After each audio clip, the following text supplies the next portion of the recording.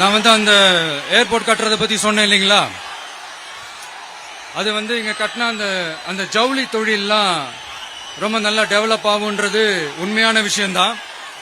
But at the same time இந்த பரந்தூர் மாதிரியே இந்த மக்கள் பாதிக்காத வண்ணம் அந்த இடங்களா பார்த்து அந்த ஏர்போர்ட் கட்டினா இன்னும் நல்லா இருக்கும்.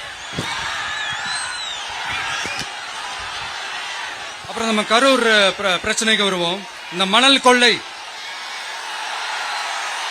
கொள்ளை தாங்க கரூரோட தீராத தலைவலி. மணல் கொள்ளை கரூரை வறண்ட மாவட்டமாக்கிட்டது மட்டும் இல்லாம சட்டவிரோத கல் குவாரிகள் கரூரின் கனிம வளத்தை அழிச்சுக்கிட்டு இருக்கு. இதுக்கு காரணம் யாரு சிஎம் சார்? 11 மணிக்கு பதவி ஏத்துக்கிட்டா 11:05 மணல் கொள்ளை அடிக்கலாம்னு ஓபனா சொன்னவங்க தானே உங்க ஆளுங்க.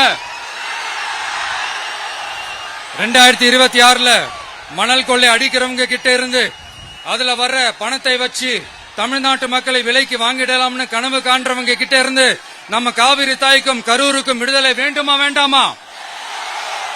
கிடைக்கும், கவலைப்படாதீங்க.